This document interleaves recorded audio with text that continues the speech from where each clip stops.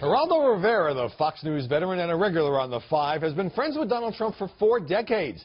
And that was our jumping-off point when we sat down in New York.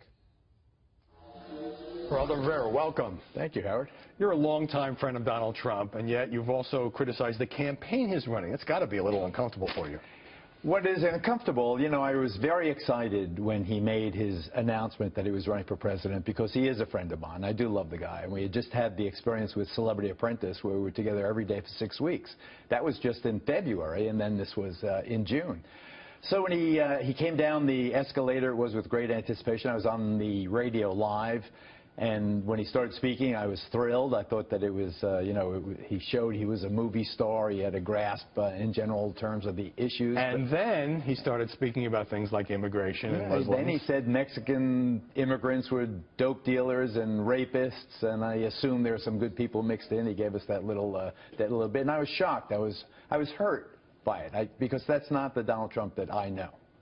And you have, I mean, you talk to him occasionally. You have expressed your views to him privately that you think he shouldn't be going there in terms of certain of these issues, immigration, Muslims, and so forth? We were together as recently as Tuesday night in New York. We had a nice chat. I didn't bring up immigration, but he knows, and I have said publicly, that though I have this deep affection for him and respect for him and his family, a lovely family, I could never vote for him unless he moderates that position.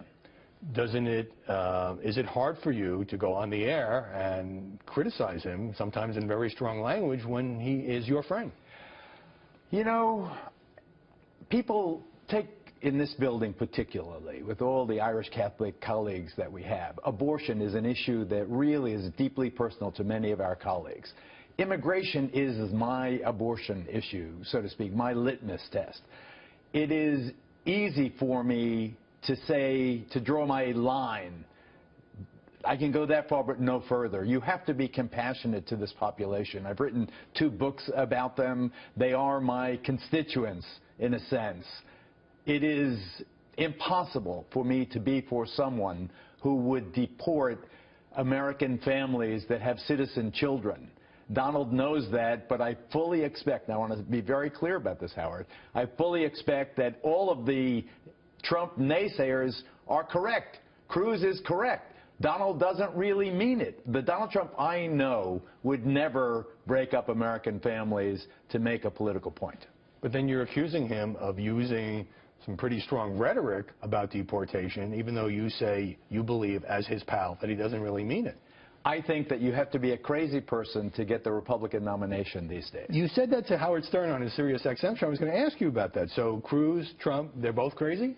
Or that you're saying they have to act crazy? I think they have to toe a line that is in many ways intolerable for a reasonably intelligent, compassionate person.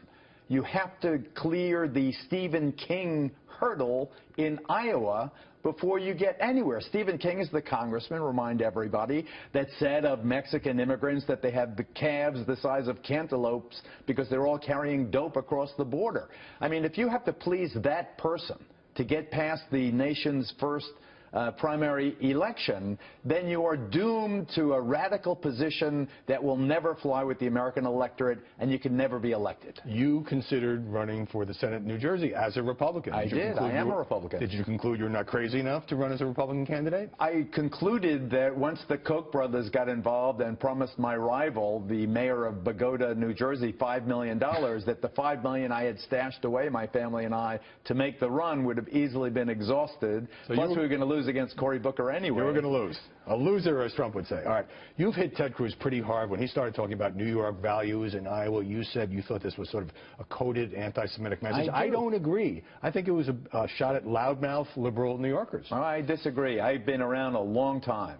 When you think of New York, you go back to Jesse Jackson, 1984, Hymietown. The only reason Ted Cruz didn't say New York was Hymietown was because it was already taken by Reverend Jackson. I think that when you use New York, what is New York? And then you throw in money and power and media, you are talking about Jews. And I know it. I sense it. I'm very defensive about my people, my mom's people particularly. Have you talked to the senator, or if he's here at Fox, you go in the other direction? No, I generally don't want to confront him. We have had, I have interviewed Senator Cruz. I was at an off-the-record campaign fundraiser that some parents in my kids' school invited me to, so I've had time to listen to his pitch. And that New York Values hit on the eve of Iowa was premeditated. I have no doubt but that he did that to signal that he was against those people, meaning me. Finally, what compelled you to say yes to Dancing with the Stars?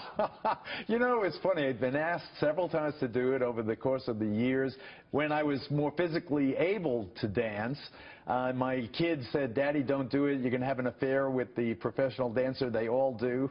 At that time, they were all... That would be so unlike you, to have an affair with some woman. So I said, no, no, no. And then finally it was on my bucket list. So at the age of 72 and lame, I said yes. And you could watch me in the finale on May 24th. I give you credit for taking it on. Geraldo, thanks very much for sitting down with us. Thank you, Howie. My pleasure.